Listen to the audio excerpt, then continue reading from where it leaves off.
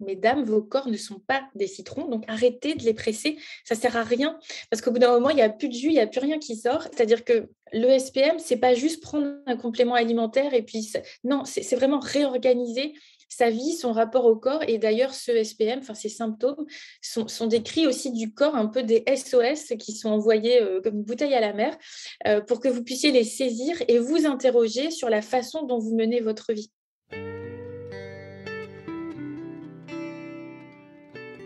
Bienvenue dans Pas de soucis, le podcast pour se libérer de l'anxiété avec Camille Thomas. Je suis Camille et avant d'être coach de santé, j'ai été une grande anxieuse. Je me suis libérée de l'anxiété le jour où j'ai compris que ce n'était pas dans ma tête. Pas de soucis, c'est le podcast pour celles et ceux qui sont fatigués par tout ce qu'ils ont essayé et qui savent qu'ils ont le pouvoir de guérir de l'anxiété naturellement. Alors si tu veux vivre sans anxiété et que tu as l'intuition qu'on ne t'a pas tout dit, ce podcast est pour toi. Je te retrouve tous les lundis pour explorer les pistes qui te permettront d'accéder au calme à l'intérieur de toi.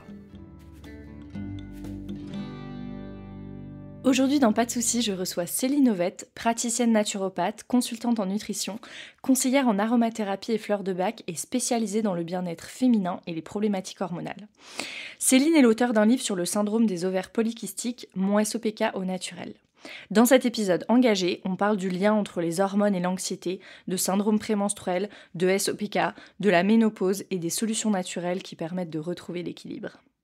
Bienvenue Céline, merci d'avoir accepté mon invitation pour cet épisode. Je suis vraiment ravie de pouvoir échanger avec toi. Les hormones, c'est quelque chose qui m'a concernée, qui nous concerne toutes et tous d'ailleurs. On oublie les hommes et là, on va parler des femmes plus parce que c'est ta spécialité. Merci d'être ici avec moi aujourd'hui. Bonjour Camille et merci de me recevoir sur ton podcast. Avec grand plaisir. Alors, j'ai une première question pour toi. Pour toi, justement, c'est quoi le lien, si on parle déjà de façon un petit peu générale, entre équilibre hormonal et santé mentale? Donc, moi, je parle beaucoup d'anxiété, mais je m'intéresse vraiment à la santé mentale de façon générale. Ça peut être l'anxiété, ça peut être la dépression, tous les troubles un petit peu qu'on qualifie de psychologiques et qui, en apparence, n'ont pas de lien avec le physique et qui pourtant sont tellement souvent, qui trouvent souvent leur cause dans le corps en fait. Donc équilibre hormonal, santé mentale, c'est quoi le lien pour toi ou les liens? Alors, c'est un vaste sujet, donc je vais essayer de faire simple et d'être assez concise. Mais dans l'idée, l'équilibre hormonal, déjà, c'est un équilibre qui est très subtil, qui est assez fragile, mais qui est nécessaire au bien-être et à la santé des hommes et des femmes. Tu as bien fait de rappeler que les hommes sont aussi concernés. Mais de par nos fluctuations hormonales en tant que femmes, eh bien, on va être beaucoup plus sujette que les hommes à certains déséquilibres hormonaux.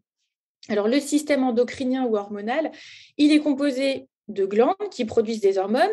Nos hormones sont des messagers chimiques qui permettent la communication donc, au sein de notre organisme. Elles sont produites par ces fameuses glandes endocrines et elles vont circuler dans le sang pour aller délivrer leur message à certains organes, certains tissus, certaines cellules cibles. Et elles vont alors pénétrer les cellules, se fixer sur certains récepteurs pour former un complexe qui va déterminer une modification intra- ou extracellulaire et donc certaines réactions ou modifications selon l'action de certaines cellules et l'expression de certains gènes. Donc ça, c'est vraiment, pour faire simple, l'équilibre hormonal. Un peu à la manière d'une clé et d'une serrure, à chaque récepteur va correspondre une clé spécifique. Donc, en gros, voilà, une hormone, une clé. Ça, c'est important aussi quand on parle du sujet des perturbateurs endocriniens. Et donc, les hormones, elles vont avoir différentes fonctions. Dans les grandes lignes, la différenciation sexuelle, la reproduction, la croissance, le développement, tout ce qui va être action dans l'homéostasie, donc c'est-à-dire de maintenir effectivement un état d'équilibre au niveau de l'organisme. Et puis, elles vont aussi agir sur la régulation du métabolisme et des nutriments. Donc, en gros, elles travaillent toutes de concert, les unes avec les autres. Et quand l'une d'elles est présente en trop faible quantité ou en trop grande quantité, eh bien, ça va venir déséquilibrer toute la chaîne hormonale. Donc, en gros, c'est une symphonie bien huilée et le moins de petits accros ou grains de sable va venir déséquilibrer, on va dire, toute la cascade. Et en fait, ce qu'on oublie, c'est que alors, les hormones ont des effets physiques, on l'a vu, elles entraînent des réactions au sein des cellules, mais on oublie aussi souvent qu'elles ont des effets sur le psychologique. Si je prends l'exemple des œstrogènes et de la progestérone, qui sont les principales hormones nécessaires à la réalisation du cycle féminin chez la femme, les œstrogènes vont avoir par exemple un effet de stimuler l'endomètre en première partie de cycle, alors que la progestérone va entre guillemets, détricoter cet endomètre et le libérer sous forme de règles. Quand les œstrogènes font pousser les seins et sont promoteurs de kystes et de tumeurs, la progestérone, elle réduit les kystes. Et en fait, il faut comprendre que les effets de l'une sont contrecarrés par les effets de l'autre. Et ça, c'est effectivement ce concept de balance hormonale. Et ce qu'il faut comprendre, c'est que la progestérone, elle a des effets sur le psychisme qu'on oublie très souvent. Elle a des effets apaisants, relaxants. Et ce qu'il faut comprendre, c'est que quand cette balance se déséquilibre au profit des œstrogènes et au détriment de la progestérone, c'est là où effectivement les effets du manque de progestérone peuvent se faire sentir. Mais c'est aussi le cas pour les œstrogènes qui vont être un peu des hormones un peu dopantes. Donc c'est aussi pour ça qu'en première partie de cycle, on va avoir beaucoup d'énergie, qu'on va avoir confiance en soi, etc. Donc, elles ont des effets physiques qu'on connaît très bien, mais elles ont aussi des effets sur le psychisme, sur la psychologie que l'on oublie très souvent. Ouais, c'est super intéressant ça. J'écrivais mon livre, ce matin justement et je lisais toutes ces études sur la relation entre progestérone et les neurotransmetteurs, le GABA notamment, qui est vraiment ce neurotransmetteur qui finalement intime à notre cerveau de se calmer, qui envoie le message que tout va bien. Effectivement, on comprend bien que s'il y a pas assez de progestérone, du coup, on n'a pas l'effet de ces neurotransmetteurs qui nous disent de nous calmer. On a toutes les hormones et les neurotransmetteurs qui disent à notre cerveau de paniquer et puis plus rien qui vient apaiser finalement. Et c'est super important et très intéressant aussi que tu parles du ratio, parce que je pense que parfois, c'est pas très clair ça pour tout le monde de se dire: «Ah, quand on dit, tu sais, il y a trop d'œstrogènes par exemple», mais finalement, il y a trop d'œstrogènes par rapport à la progestérone. C'est vraiment cet équilibre, hein. C'est ça, c'est pour ça qu'on parle d'équilibre hormonal. C'est bien ça? Alors, tu as les deux cas, c'est-à-dire OK. qu'effectivement, tu as cette histoire de hyperœstrogénie relative au niveau de la progestérone. Donc, c'est effectivement quand le niveau de la progestérone est un petit peu faiblard pour tout un tas de raisons et qu'on va se retrouver avec trop d'œstrogènes. Donc, dans ce cas-là, effectivement, il y a un sureffet des œstrogènes qui ne sont pas contrebalancés par ceux de la progestérone. Et ensuite, on a la dominance en œstrogène, c'est encore autre chose. Donc là, c'est quand effectivement on a des niveaux normaux, corrects de progestérone, mais que pour certaines raisons, on va concentrer, on va dire, les œstrogènes. Alors ça peut être par exemple les perturbateurs endocriniens qui ont des effets œstrogènes-like et qui vont venir se fixer sur ces fameux récepteurs dont je parlais tout à l'heure. Ce qui fait que si le perturbateur endocrinien occupe la place du récepteur, eh bien notre hormone naturelle, quand elle vient s'y fixer, elle ne peut pas, puisque la place est déjà occupée. Ils vont aussi agir en se liant à certains transporteurs qui sont chargés de transporter donc nos hormones à l'intérieur de notre corps. Voilà, ils occupent la place des récepteurs, ils se lient donc à certains taxis, on va dire, qui sont chargés de les transporter, et puis surtout, ils augmentent la concentration effectivement des pseudo-estrogènes dans le corps.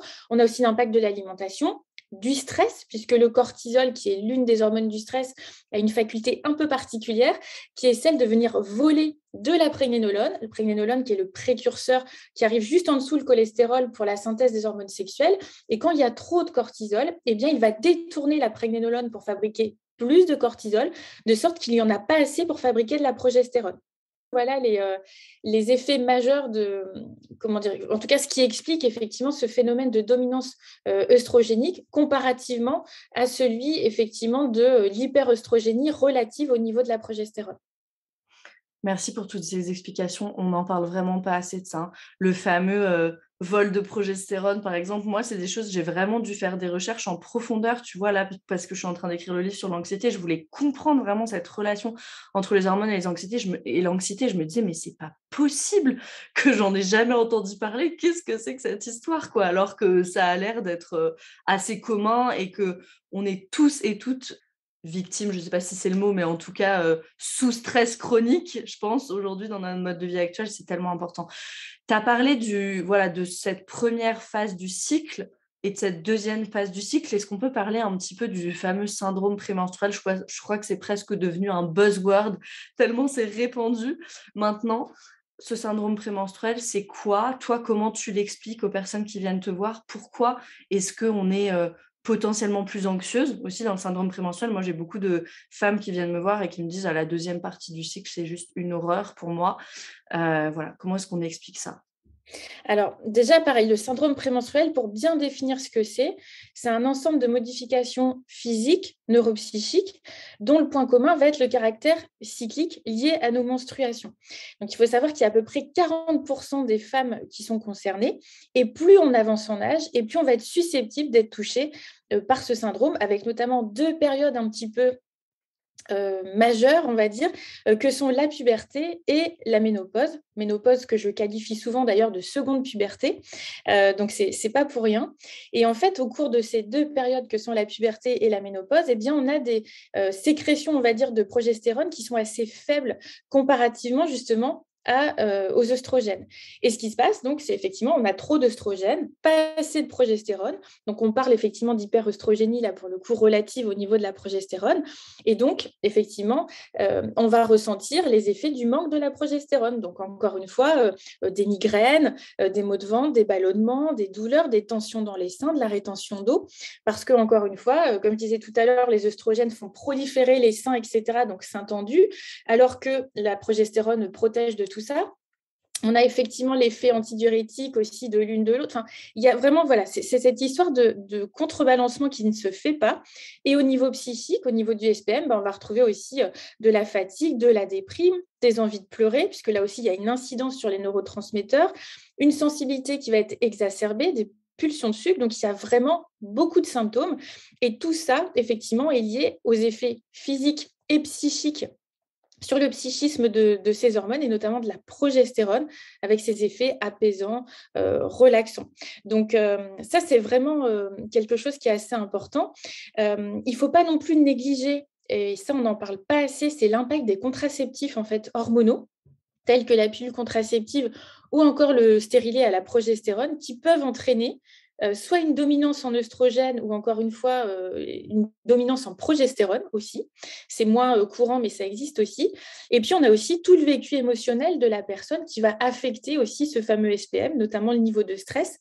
Et comme je le disais tout à l'heure, le cortisol étant une hormone qui a la priorité sur tout dans l'organisme, puisque le but, c'est de nous sauver la vie et de nous maintenir en vie, eh bien, il va venir effectivement détourner cette fameuse prégnénolone, ce qui va avoir pour conséquence eh bien, de baisser cette synthèse de progestérone. Donc ça, c'est vraiment important de comprendre qu'il y a effectivement une situation de départ hormonale qui peut être liée à un déséquilibre, mais il y a aussi toute l'hygiène de vie qu'on a au quotidien, les traumas, le stress, tout ça va venir impacter effectivement l'expression de ce SPM dont on ne connaît pas la cause exacte. Il y a plusieurs théories pour cela, mais l'hypothèse, c'est que l'origine serait sûrement multifactorielle, dans le sens où quand on met en place certains axes, alimentation, micronutrition, gestion du stress, etc., on a souvent des améliorations très sensibles en très peu de temps. Donc ça, c'est plutôt la bonne nouvelle. Mais en tout cas, dans le SPM, l'hypothèse principale pour expliquer l'anxiété, la déprime, etc., c'est qu'en fait, l'hyperœstrogénie affecterait les neurotransmetteurs et notamment avec une activation des neurotransmetteurs donc excitateurs comme la noradrénaline, l'adrénaline, la sérotonine et une diminution donc de la dopamine, ce qui expliquerait effectivement un petit peu tout ce qu'on peut ressentir à ces moments-là. Ouais, il y a même le trouble dysphorique prémenstruel qui est le degré un peu High même du level. dessus. Ouais, le high level du SPM. Et moi, ça a vraiment été mon histoire. En fait, c'est le SPM, c'est vraiment ce qui m'a mis sur le chemin de guérison, effectivement. Et je partage cette histoire parce que je trouve que c'est vraiment très important. Et je trouve que quand on prend la pilule, par exemple, quand on prend ces contraceptifs, ces remplacements hormonaux, on nous en parle pas, en fait. Jamais on nous dit bah voilà, il y a tel risque. Moi, j'ai pris la pilule pendant 6-7 ans que j'ai très bien supporté, j'avais jamais eu de problème de cycle, etc. Et puis au bout de 6-7 ans, j'ai commencé à avoir des syndromes prémenstruels, mais c'était terrible. En fait, je faisais une mini dépression 1 semaine et demie avant mon cycle, à chaque fois. Et 1 semaine et demie, toutes les 2 semaines et demie, ça revient très très vite. C'est absolument terrible parce qu'on commence à avoir peur de la peur aussi, peur de l'anxiété, des crises de larmes et de cette fatigue. C'était vraiment terrible. Et moi, ça a été vraiment le début de mon chemin de guérison, de aussi reprendre mon pouvoir et faire le choix, parce que j'avais zéro choix, et de dire, bah non, maintenant j'arrête, je vais trouver des solutions, je vais trouver des alternatives aussi à la contraception. Et ouais, c'était pas facile, ça m'a mis des mois à prendre cette décision déjà, d'arrêter la pilule en fait, mais c'était juste, c'était tellement dark et sombre comme je pensais que j'allais mourir quoi, 1 semaine avant chaque cycle. Mais tu pointes quelque chose qui est hyper important et là aussi, c'est important que les femmes le sachent. C'est que moi, j'ai beaucoup de mes consultantes, effectivement, qui me disent être voilà, dépressives, anxieuses, etc. Et quand je creuse un petit peu et qu'on voit qu'il y a une prise de contraceptif, je leur dis toujours, voilà, est-ce que vous en avez parlé à votre médecin? Est-ce que, voilà, qu'est-ce qu'il pense, lui, de cette prise de contraceptif qui pourrait peut-être vous déclencher ces troubles-là? Et souvent, c'est bah non, rien à voir, c'est dans la tête. Et du coup, je leur dis, est-ce que vous pouvez prendre la notice de votre pilule contraceptive et me lire la liste des effets secondaires? Et qu'est-ce que tu retrouves dans la liste des effets secondaires? Eh bien, l'anxiété, les troubles de la libido. Et quand les femmes s'en plaignent auprès de leurs praticiens de santé, on leur dit qu'il n'y a pas de rapport et que souvent, c'est dans leur tête. Or, c'est quand même consigné noir sur blanc sur la notice. Donc, mesdames, voilà, si vous vous plaignez effectivement ou si vous ressentez ce genre de symptômes, c'est pas dans votre tête. Ça fait bien partie des effets secondaires de la pilule qui sont certes peut-être plus rares que certains autres, mais c'est bien consigné et donc il est possible que cet état soit lié à cette prise de contraceptif. Ouais, moi, c'est ce que je m'applique toujours à dire aussi.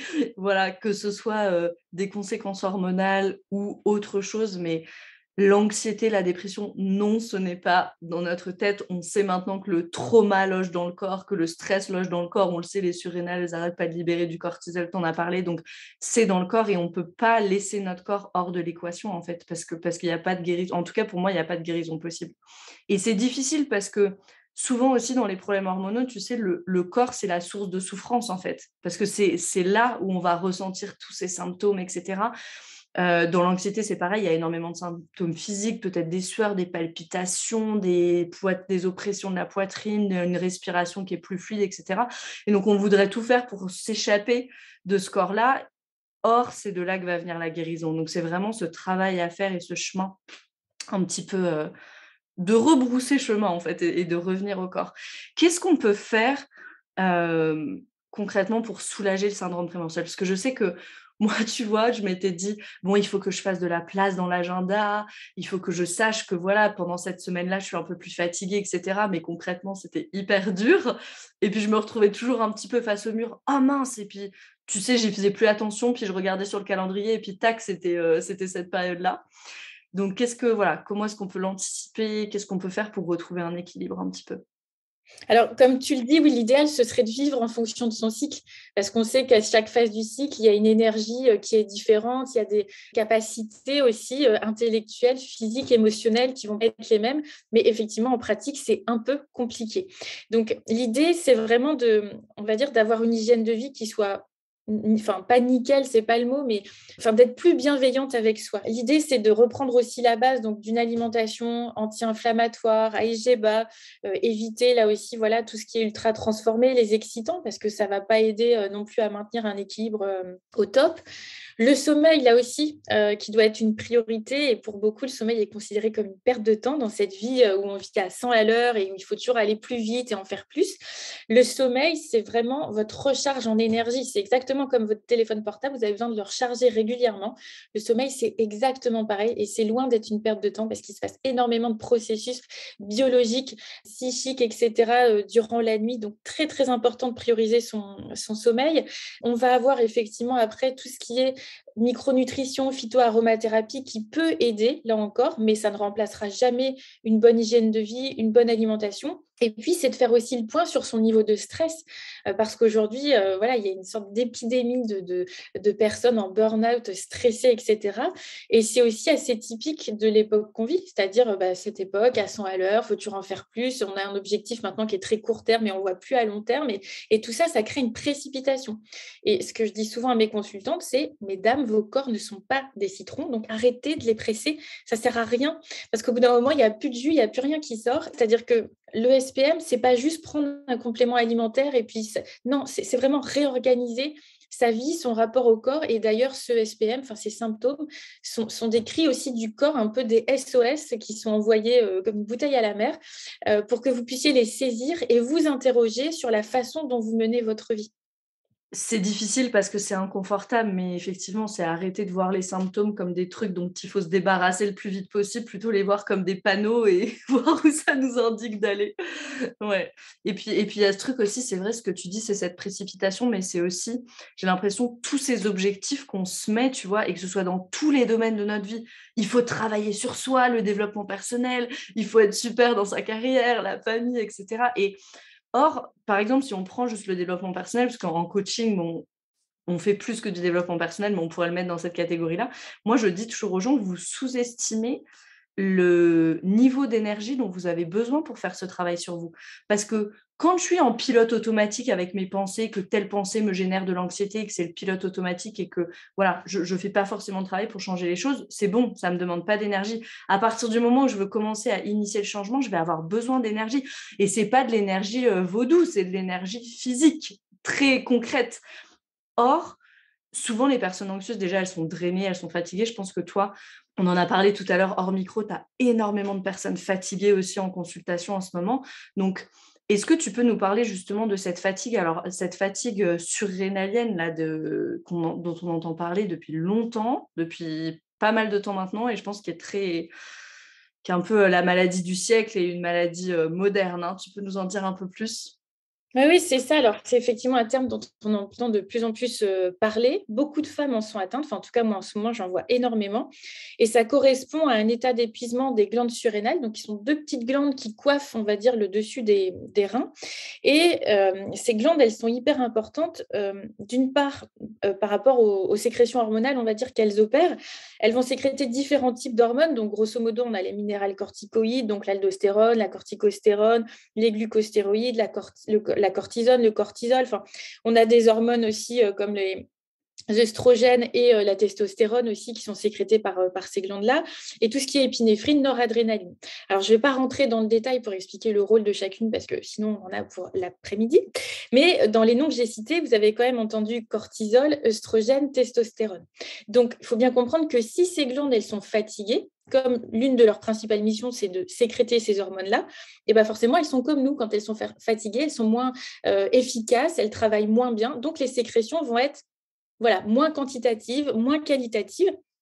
Et ça va poser des problèmes, puisque comme je le disais tout à l'heure, le déséquilibre hormonal survient quand effectivement il y a une sécrétion d'une hormone qui est trop faible ou trop importante, et ça va venir déséquilibrer toutes les autres. Donc le cortisol, dont on parlait tout à l'heure, l'une des hormones du stress, elle a aussi des effets très positifs. On en a besoin pour nous maintenir en vie, tout simplement. C'est ce qui nous permet de nous lever le matin. On en a besoin pour tout un tas d'autres fonctions. Et par exemple, cette courbe normale du cortisol fait cette hormone doit être assez élevée le matin, c'est ce qui nous tire du lit. Et puis, il y a un pic. Et puis ensuite, ça va commencer à décroître pour être au plus bas le soir, pour qu'on puisse effectivement dormir. Et là, il y a d'autres hormones qui vont prendre le relais. En fait, ce qu'il faut comprendre, c'est que quand on vit des épisodes de stress chroniques, des traumas, des chocs émotionnels, c'est des stress qui sont réels ou supposés. Ça peut être aussi le petit vélo dans la tête et toute cette pression dont tu parlais que l'on va se mettre. Ça va venir épuiser notre charge allostatique. Alors, la charge allostatique, c'est vrai, c'est un concept qui n'est pas encore très connu, on n'en parle pas assez, mais ça renvoie en fait à l'idée d'une usure biologique du corps face à l'adaptation à son environnement via les fameux systèmes de réponse au stress. En gros, c'est le prix à payer par l'organisme au cours du temps pour s'adapter aux demandes de l'environnement. Donc, en gros, c'est un concept qui se réfère aux conséquences négatives du stress sur l'organisme qui va s'accumuler avec le temps. Et le stress va effectivement entraîner cette fameuse production de cortisol qui va entraîner toute une cascade de réactions. Et lorsque le stress est chronique, cette adaptation, elle a des conséquences négatives, notamment sur le cardiovasculaire, sur le côté inflammatoire, métabolique. Et ça va nous prédisposer d'ailleurs à développer ces fameuses maladies chroniques ou maladies de civilisation dont on entend beaucoup parler. Et donc, on va avoir une réponse qui ne sera plus adaptée. Et donc, c'est comme ça qu'on se retrouve avec des courbes de cortisol qui sont complètement dérégulées. C'est-à-dire, au lieu d'être haut le matin, c'est haut le soir. Du coup, le matin, on a du mal à se lever. On est à côté de la plaque. On a du mal à se concentrer. On a l'impression de fonctionner au ralenti. Il faut qu'on prenne 3 cafés avant de sortir de la maison pour être capable de réfléchir. Donc, cet épuisement des glandes surrénales, il est très typique, vraiment. Alors, de notre époque par rapport aussi à la situation des femmes dans la société, qui sont stressées, pressées, qui prennent plus le temps de décompresser, de se recharger. Et ce qu'il faut comprendre, c'est qu'on n'est absolument pas programmé pour supporter une telle charge en fait de pression. D'autant plus que voilà, il y a l'alimentation qui est de mauvaise qualité, qu'on va mener des vies qui sont de plus en plus sédentaires, où on est sanglé à nos ordinateurs et on ne bouge plus. On a un téléphone par-ci, un deuxième par-là. Enfin, c'est vraiment, ce qu'il faut comprendre, c'est que la majeure partie des troubles hormonaux qui frappent les femmes sont en partie expliqués par ce rythme d'enfer que nous menons, clairement. Et ça, c'est hyper important, notamment au moment de la ménopause. Parce qu'au moment de la ménopause, donc les ovaires vont cesser de produire les hormones, et notamment les œstrogènes, et ce sont les glandes surrénales et le tissu adipeux qui vont prendre le relais. Donc, si vos glandes surrénales sont à plat quand vous arrivez au moment de la ménopause, qu'est-ce qui va se passer? Votre corps cherche à ce que vous ne manquiez de rien. Donc, vous allez prendre du poids, vous allez prendre du gras. Et ça, c'est souvent des ménopauses qui se passent très mal. Parce que pourquoi? Comme les surrénales n'arrivent pas à prendre le relais, alors quand je dis relais, c'est pas tout à fait la même quantité d'œstrogène ni le même type, mais en tout cas, il y a un relais qui s'opère. Eh bien, la personne, la femme en l'occurrence, va prendre beaucoup plus de poids qu'elle n'est censée en prendre. Et c'est là où on va avoir des symptômes hyper rageants et des ménopauses très compliquées. Ouais, c'est important. Tu sais, moi, j'aime bien dire parfois, changer son mode de vie, ça suffit pas, il faut changer sa vie. C'est pas super facile à entendre ça, mais c'est vrai. Et quand tu parles du rôle des femmes dans la société et de cette pression, en fait, c'est exactement ça. Comment est-ce qu'on peut, faire du vide, faire de la place, dire stop, communiquer à notre entourage aussi que là, non, j'ai besoin de 2 heures ou j'ai besoin d'une journée off. Je crois que toi, tu as le vendredi qui est self-care ou voilà, ça, c'est superbe. Ou est-ce qu'on peut se prendre un samedi matin si on travaille dans un bureau qui soit self-care, rien que pour nous, on n'est pas dérangé. Comment est-ce qu'on peut amener ça dans sa vie, en fait? C'est vrai que c'est super important. Avant même de parler, d'alimentation, de compléments alimentaires ou de je sais pas quoi. On a parlé du SPM, on a parlé de la ménopause. Je sais que toi, tu es spécialiste du SOPK aussi, donc le syndrome des ovaires polykystiques. Qu'est-ce que tu as observé, toi, comme, voilà, comme conséquence, comme effet, comme impact sur le moral, la santé mentale de façon générale, sur l'anxiété aussi? Moi, j'ai lu des études qui disaient que les femmes atteintes de SOPK, elles sont plus susceptibles de connaître des états anxieux, de vivre l'anxiété. Voilà, qu'est-ce qui se passe dans le SOPK? Qu'est-ce que tu as constaté, toi, dans ta pratique? Alors, en effet, dans le cadre du syndrome des ovaires polykystiques, donc qui est un syndrome qui affecte à peu près une femme sur 10, on va avoir, alors c'est un trouble endocrinien qui va avoir des répercussions sur la fertilité, mais pas uniquement. Ça, c'est souvent ce qu'on dit, mais il y a plein d'autres conséquences. En fait, ce qui se passe, c'est qu'on a des follicules en fait, qui prolifèrent au sein des ovaires et qui ne parviennent pas à maturation du fait, on va dire, d'une présence de testostérone, en tout cas d'androgène, un petit peu en trop grande quantité. Donc, ce qui fait que ces ovules ne parviennent pas à l'ovulation, donc ils restent bloqués, piégés au sein des ovaires, ce qui donne l'aspect un petit peu bosselé, donc d'où le polykystique. Et donc, pour faire simple, on a cette surproduction d'androgène donc, qui bloque les follicules. Et comme on produit, là encore, notre progestérone par l'ovulation, puisque c'est le corps jaune qui va se mettre à sécréter la progestérone, et bien forcément, comme dans le SOPK, on a des cycles qui sont irréguliers, voire pas de cycle du tout, déjà, il y a très peu de production de progestérone. Et donc, les effets apaisants, relaxants, etc. Et puis, il y a autre chose aussi, c'est que le SOPK, il engendre énormément de modifications physiques chez la femme. On va retrouver effectivement, alors souvent, une résistance à l'insuline, donc qui peut donner lieu à un surpoids, voire à de l'obésité. On peut avoir une pilosité excessive, voire une perte de cheveux, donc l'alopécie. On a souvent également de l'acné. Donc, c'est beaucoup de symptômes à gérer. Et aujourd'hui, il n'y a pas de traitement spécifique pour le SOPK. Tous les traitements sont anti-symptomatiques.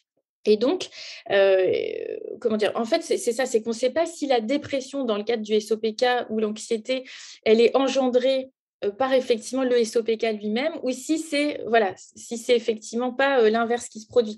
Donc c'est ça qui est compliqué parce que comme il y a des effets physiques, ça touche à l'image de soi, ça touche à la confiance que l'on peut avoir. Donc forcément, on peut, mal le vivre et ça peut déclencher tous ces comment dire? Toute cette anxiété, ce syndrome dépressif. Et puis, on a souvent aussi des troubles du comportement alimentaire, il faut le souligner aussi, puisque comme il y a cette résistance à l'action de l'insuline et ce surpoids qu'on va retrouver majoritairement, mais pas non plus dans tous les cas, Là encore, ça touche à l'image de soi. Donc, souvent, on essaye des régimes qui sont hyper drastiques. Surtout que les médecins pensent souvent qu'il suffit de perdre du poids, mais sauf que dans le cadre du SOPK, comme il y a en plus une surproduction d'insuline, c'est pas si facile de perdre du poids, sinon ça se saurait. Donc, c'est vraiment voilà, très important de comprendre ça et tous ces troubles du comportement alimentaire qui engendrent aussi des carences en micronutriments qui sont essentiels à la fois au bon déroulement du cycle, mais qui peuvent aussi être essentiels pour les neurotransmetteurs, la dopamine, la sérotonine, etc. Donc, c'est un problème qui est assez complexe. Et là aussi, voilà, on ne sait pas si c'est les troubles de l'ovulation qui causent cette anxiété, cette dépression, ou si ce sont les symptômes physiques qui engendrent. Mais en tout cas, oui, les études montrent bien que les femmes atteintes du syndrome des ovaires polykystiques sont beaucoup plus à risque de développer ces problèmes. Alors toi, tu es l'auteur d'un livre aussi sur le SOPK. Qu'est-ce qui t'a amené vers ce sujet précisément et est-ce que tu peux peut-être nous partager quelques conseils que tu donnes à ces femmes qui vivent ça en ce moment? Alors, le livre, il est venu. Alors, c'est compliqué. Il y a toute on va dire, une chronologie dans l'histoire. C'est que donc, je me suis spécialisée dans les troubles féminins et hormonaux, notamment parce que je n'attirais que ça. J'avais beaucoup de femmes qui venaient me voir pour ça. Donc, j'ai décidé de me spécialiser vraiment là-dedans. Donc, déjà, c'est venu comme ça.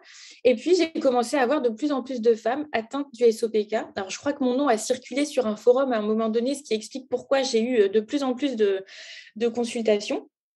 Et donc, du coup, je me suis rendu compte qu'on ne disait rien à ces femmes. C'est-à-dire qu'une fois que le diagnostic était posé, c'était genre, prenez la pilule et revenez nous voir au moment où vous voudrez un enfant, on fera une PMA, on fera ci, on fera ça. Enfin, et on ne parlait pas des complications que j'évoquais tout à l'heure, donc surpoids, obésité, diabète, etc. On ne parlait pas du risque de fausse couche. Enfin, j'ai dit, mais ce n'est pas possible. Enfin, et donc, du coup, j'ai commencé avec ces consultations. De là, j'ai créé un programme de coaching en ligne sur 6 mois. Et puis, de là, le livre, parce que j'avais vraiment envie de démocratiser un peu toutes ces infos, toutes ces données, et surtout donner de l'espoir à ces femmes qui n'en ont pas, souvent de la part du corps professionnels de santé, où on leur dit, en gros, c'est comme ça, et puis il n'y a rien à faire. Or, il y a énormément de choses à faire. Et les femmes qui ont suivi le programme en sont la preuve vivante, c'est qu'il y a eu des grossesses spontanées chez des femmes à qui on a dit qu'elles n'arriveraient jamais à avoir d'enfants naturellement. On a eu des pertes de poids sur des personnes qui étaient en obésité morbide, pareil, à qui on avait dit, de toute façon, il n'y a rien à faire. Enfin, voilà. En gros, il y avait une espérance de vie qui était très réduite. Et on arrive à faire bouger les choses. Et ce qu'il faut comprendre là encore, c'est que si on ne connaît pas la cause exacte du SOPK, on agit en agissant sur l'équilibre hormonal par tous les piliers de santé que l'on connaît, eh bien, avec un peu de temps, un peu de patience et beaucoup de bienveillance, on arrive à faire bouger les lignes, on arrive à réduire l'acné, on arrive à perdre du poids, on arrive à rétablir des cycles réguliers, des ovulations moins douloureuses. Enfin, c'est assez fou tout ce qu'on peut arriver à faire. Donc, c'est aussi pour ça, moi, je trouve qu'il n'y a rien de pire que de voir des femmes souffrir et qu'on laisse sans aucune réponse. Donc, j'essaye à ma petite échelle de contribuer à faire changer tout ça. Merci pour tout le travail que tu fais, c'est hyper précieux et oui et ce qui est important pour moi, c'est vraiment cette compréhension aussi des systèmes. Moi, j'aime bien parler, tu vois, on parle par exemple, je ne sais pas si on prend le système digestif, d'intestin irritable, de RGO, de brûlure d'estomac, tac, tac, tac, mais tu sais, de revenir à la compréhension en fait, c'est le système digestif qui est en déséquilibre et qui crie à l'aide et où il y a un problème et donc qu'est-ce qu'on va faire? Est-ce qu'on ne peut pas monter, en fait, prendre vraiment un step back et dire: «Je rétablis l'équilibre dans tout le système» et on fait la même chose. Moi, avec passer au mode de vie inflammatoire, c'est la même chose avec le système immunitaire, avec le système hormonal, le système digestif. Moi, j'aime vraiment bien, utiliser ce vocabulaire de système parce que je trouve que du coup, justement, tu vois, un syndrome prémenstruel, un SOPK et cetera, vu qu'on s'attache à: «Oh, on connaît pas la cause exacte et ben, désolé, on peut rien faire pour vous». Non, toi, tu dis: «Rétablissons l'équilibre au sein du système et en fait, les conséquences naturelles et positives et les bénéfices vont découler tout seuls presque en fait, quand on a cette compréhension-là». C'est ça, c'est de l'analyse systémique. C'est quasiment ça, en fait. L'approche holistique, c'est ça, c'est de l'analyse systémique. Et le problème de la médecine allopathique telle qu'elle est organisée aujourd'hui, c'est que c'est une médecine de spécialistes qui ne voient pas justement les conséquences de ce qu'ils font sur les autres systèmes. C'est l'histoire de la personne qui prend un médicament et qui est obligée d'en prendre un autre parce que le premier agresse le second et du coup on en prend. Et c'est ça. Et j'ai des amis pharmaciens qui me disent, mais d'année en année, on voit les patients revenir et on allonge les listes de médicaments parce que le premier donne des effets secondaires, donc on en donne un deuxième. C'est la folie. Enfin, au bout d'un moment, et donc on en vient à effectivement une médecine de spécialistes. Et nous, en tant que praticiens holistiques, même si moi je suis spécialisée sur l'hormonal, c'est que l'hormonal c'est tellement holistique et tellement systémique que je suis sûre de ne passer à côté de rien. Et tu fais bien de rappeler l'importance effectivement du digestif et notamment de l'inflammation, puisque par exemple dans le SOPK, aujourd'hui on sait que l'inflammation c'est l'un des moteurs du SOPK. Donc, et moi d'ailleurs je préconise beaucoup l'alimentation effectivement anti-inflammatoire. De toute façon dans tous les cas, voilà, c'est bon pour tout le monde. Mais c'est souvent le lit de beaucoup de problématiques de santé, cette inflammation, alors qu'elles viennent de l'alimentation, du stress oxydatif, de l'environnement. Mais donc, il y a énormément de choses à faire. Et dans le cas de n'importe quelle problématique, notamment si elle est chronique, il faut revoir effectivement la façon dont on vit sa vie. C'est que les conditions dans lesquelles on vit ne sont pas, on va dire, adaptées à la vie, tout simplement. Ouais, complètement. Ouais, toutes ces habitudes qui vont contre la vie finalement, exactement. Tu es conseillère en aromathérapie aussi. Est-ce qu'il y a certaines huiles essentielles que tu recommandes pour l'équilibre hormonal? Alors j'imagine aussi que ça dépend des problématiques, mais voilà, est-ce qu'il y en a certaines qui vont, je sais pas, booster la progestérone ou favoriser, soutenir certaines choses en particulier ou des huiles essentielles qui reviennent beaucoup, par exemple, dans ta pratique dans l'équilibre hormonal? Alors, il y en a pas mal. Il y a, par exemple, on peut avoir l'estragon, le basilic, la sauge, mais là encore, ça dépend des antécédents de chacune. Alors, moi, je sais que l'aroma, j'aime beaucoup l'utiliser sur le côté émotionnel, justement, en olfactothérapie, parce que ça, c'est vraiment quelque chose, voilà, il y a très peu de contre-indications. Pour le coup, c'est quasi accessible à toutes et tous. Et ça a des effets quand même, enfin, qui sont assez dingues, notamment si on fait ça, comment dire, avec une technique de relaxation, que ce soit la cohérence cardiaque, la méditation, la méditation ou, enfin voilà, la méditation, pardon, je vais y arriver.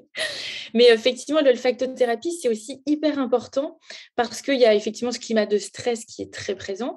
Et selon effectivement l'émotion que l'on ressent et selon le besoin qui est caché par cette émotion, on va pouvoir aller chercher telle ou telle huile essentielle pour justement avoir le côté bénéfique de tout ça. Et ça, c'est scientifiquement démontré puisque l'aromathérapie, c'est une discipline qui est très scientifique, parce qu'aujourd'hui, on est capable de savoir quelles sont les molécules qui composent une huile essentielle. Et on sait qu'il y a des molécules qui vont être plutôt apaisantes, d'autres plutôt dynamisantes. Et donc, selon l'état dans lequel on est, ça va être très bénéfique. Et dans le cadre du SOPK notamment, on a beaucoup de sautes d'humeur, effectivement, problématiques d'anxiété, dépression. Et donc, d'aller vers des huiles essentielles qui vont permettre de rajouter un peu de gaieté, de bonheur, de par les odeurs qui vont être très dynamisantes et stimulantes, c'est hyper important. Et ça, voilà, je les préconise beaucoup dans ce cadre-là. En application locale ou voie interne, ça dépend vraiment de la problématique et surtout des antécédents de la personne. Ouais, l'odorat, c'est un sens qui est hyper puissant, hein. C'est le seul sens qui, va directement à notre cortex. C'est tellement, tellement puissant et avec l'anxiété, c'est un petit peu la même chose. C'est un peu ce jeu aussi de quand on est en suractivation au niveau du système nerveux, aller chercher toutes ces huiles essentielles apaisantes. Donc moi, j'aime bien la lavande, le floral ou plutôt le boisé, les choses très ancrantes. Puis quand on est dans cet état vagal dorsal, là, ce shutdown, cette sous-activation, de venir chercher les agrumes, des choses beaucoup plus dynamisantes. Donc c'est un petit peu le même, principe. C'est super intéressant. Tu travailles aussi avec les fleurs de bac. Moi, je connais moins ça. Comment tu fais? C'est quelque chose qui se complète, où tu vas proposer des huiles et des fleurs de bac? Comment tu joues avec ces outils-là? Je vois un petit peu, entre guillemets, à quoi apparaît réceptive la personne. Puisque les fleurs de bac, alors autant l'aromathérapie, on a vraiment une approche qui est très scientifique derrière, autant sur les fleurs de bac, il n'y a rien. C'est ça aussi, la limite. Et pour autant, donc moi, j'étais très sceptique quand je les avais découvertes il y a de ça plusieurs années, en me disant, mais comment ça peut marcher? Il n'y a pas de principe actif dedans, je ne comprends pas. Et on m'avait dit, bah, essayez et vous verrez. Et effectivement, ça avait eu le don de vraiment m'apaiser et de régler, enfin en tout cas de réguler mes émotions assez fortement. Et certaines personnes vont y être réceptives et d'autres beaucoup moins. En général, par exemple, les enfants, chez les personnes qui n'ont pas trop d'a priori, etc., ça va super bien fonctionner. Mais chez celles qui sont vraiment voilà, dans le mental, etc., on n'aura pas cet effet-là. Et auquel cas, il vaut mieux utiliser effectivement une huile essentielle, puisque là, comme tu le rappelais, l'odorat étant le seul de nos 5 sens qui est directement branché au niveau du cerveau, eh bien l'odeur, qu'on le veuille ou non, elle parle à notre cerveau et elle va agir. Les fleurs de bac, on ne sait pas exactement comment ça marche. Je pense qu'il y a un niveau subtil qu'on ne comprend pas encore aujourd'hui.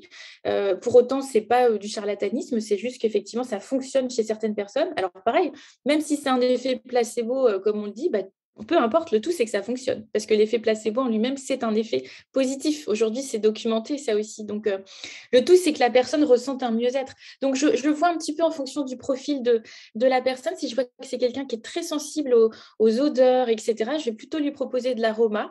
Et sinon, on part plutôt sur des fleurs de bac. Mais en tout cas, les deux sont très complémentaires. Ouais.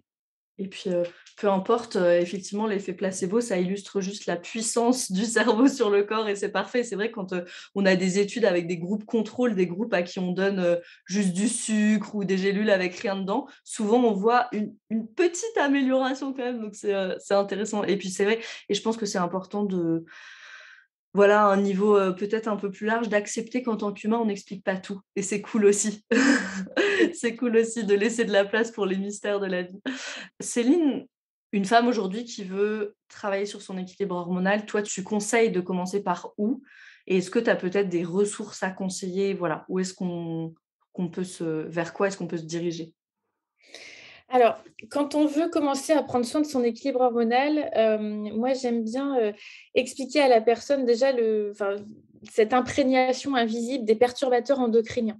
Je pense que c'est vraiment important puisque sous son toit, on y passe du temps. Et donc, c'est vraiment essayer de réduire cette imprégnation des perturbateurs endocriniens, en tout cas dans son environnement domestique. Donc, c'est vraiment de faire la chasse dans les produits cosmétiques puisqu'ils vont surtout être concentrés dans 2 pièces de la maison, donc la cuisine et la salle de bain. Donc, les cosmétiques qui en contiennent énormément. Et il y a une étude qui disait qu'une femme utilisait en moyenne à peu près 15 produits de beauté par jour. Alors, ça va du shampoing, le gel, le déo, enfin, ça va vite quand on compte un petit peu.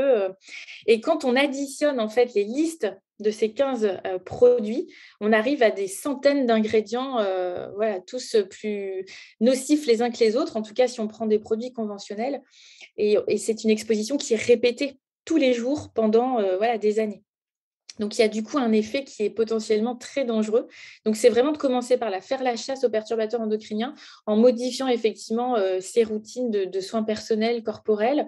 Dans la cuisine aussi, attention au matériel de cuisson, les ustensiles, le plastique, quand on réchauffe, etc. Ça, c'est aussi hyper important.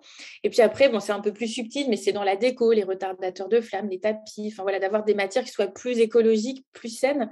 Je crois que c'est vraiment important. Et ensuite, on a l'alimentation, parce qu'on est souvent ce qu'on mange et ce qu'on digère, bien sûr, mais aussi ce stress qui est, voilà, encore une fois, c'est le stress, c'est des fois, on est son propre tyran à se mettre des rythmes d'enfer, des objectifs, de la pression, comme tu le disais tout à l'heure.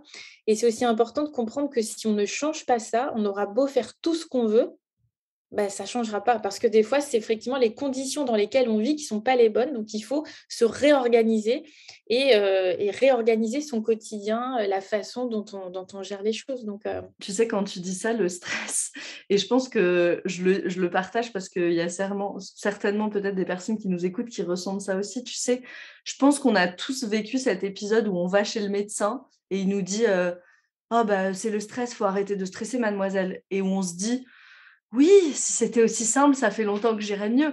Mais parce que, voilà, le médecin, dans ce contexte-là, il le dit parce que lui, il est pressé par le temps et qu'il veut se débarrasser de nous et qui dit, voilà, arrêtez de stresser. Et donc, il y a toujours, moi, tu sais, cette résistance un petit peu.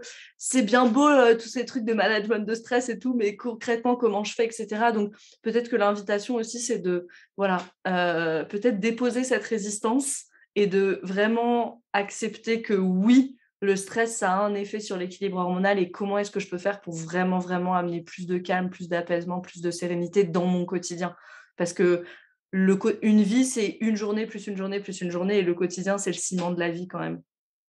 c'est ça. Et d'ailleurs, il y a un exercice moi, que je propose beaucoup à mes consultantes, c'est justement pendant 2-3 jours de noter tout ce qu'elles font. Mais vraiment, voilà, donc ça prend du temps, mais vraiment tout ce qu'on fait. Et de voir si effectivement il y a des temps de répit, des temps morts. Quand est-ce qu'on se recharge en fait là-dedans? Et souvent, on voit que on se garde que les miettes de notre temps. C'est-à-dire tout le monde passe avant, les enfants, le mari, le boulot, les lunchbox, voilà, tout. Mais nous, qu'est-ce qui reste à la fin? Souvent, pas grand-chose. Or, et c'est souvent cet exemple que je prends, c'est quand on voyage en avion avec un enfant, les consignes de sécurité nous expliquent que s'il y a une dépressurisation accidentelle de l'appareil, l'adulte doit d'abord appliquer le masque à oxygène sur son visage avant de l'appliquer sur celui de l'enfant. Alors, ce n'est pas un truc égoïste, c'est juste que l'enfant aura besoin d'un adulte valide pour sortir de l'avion. C'est exactement pareil dans la vie. Vous ne pouvez pas bien vous occuper des autres si vous ne vous occupez pas de vous avant. Et ça, c'est un truc qu'on oublie, et d'autant plus par notre nature de femme, où on est vraiment dans le care, on a envie de prendre soin des autres, mais il faut d'abord prendre soin de vous. Et moi, ce que je préconise à mes consultantes, quand on a fait ce travail de voir un peu, vous regardez un petit peu votre rythme, qu'est-ce que vous avez comme temps pour vous là-dedans, quand est-ce que vous vous rechargez, c'est de prendre un moment pour soi tous les jours, toutes les semaines et tous les mois. Tous les jours, c'est un quart d'heure. Je prends un quart d'heure, ça peut être le matin avant de démarrer la journée pour lire un livre, pour faire quelques étirements, juste le temps de prendre un petit déj vraiment dans le calme avant que toute la maison se réveille, prendre un bain, enfin peu importe. Toutes les semaines, c'est 1 heure, donc on rajoute à ce quart d'heure quotidien 1 heure le week-end. Et puis tous les mois, on se prend 2 à 3 heures où là, on peut s'offrir, je ne sais pas, un soin, un moment avec une copine, une balade, une piscine, enfin vraiment voilà, pour se recharger. Parce qu'il faut savoir qu'on se nourrit aussi en dehors de l'assiette. C'est vraiment important. Il y a plein de choses qui nous nourrissent. C'est l'endroit dans lequel on vit, c'est notre sécurité financière, notre sécurité amicale, amoureuse. Est-ce qu'on a de la joie dans sa vie aussi? Il y a ça aussi. Il y a beaucoup de personnes, et j'avais une consultation avec une personne et je lui dis, mais est-ce que vous êtes heureuse dans la vie? Quelle est la place de la joie dans votre vie? Et là, c'était le néant, quoi. Je voyais que la personne était très embêtée parce qu'elle oublie ça, en fait. On essaye de tout faire bien, mais on oublie que tout ça, ça fait partie de la vie. Donc voilà, il y a plein de façons on va dire, de gérer ce stress, mais la première chose, c'est d'en prendre conscience et de reprendre du temps pour vous, vraiment. Ouais, et c'est des petits moments qu'on néglige aussi pour que notre système nerveux puisse se sentir en sécurité, justement. Toute cette co-régulation avec les autres, les balades, la piscine, les étirements, c'est super important. Merci beaucoup Céline. Où est-ce qu'on peut te retrouver? Alors, sur les réseaux sociaux, notamment Instagram sur mon compte, donc Céline-santé-naturelle avec 2 LE à la fin. Sur mon site internet www.celinenovette.com, et puis il y a une chaîne YouTube aussi qui démarre tout doucement. Donc voilà.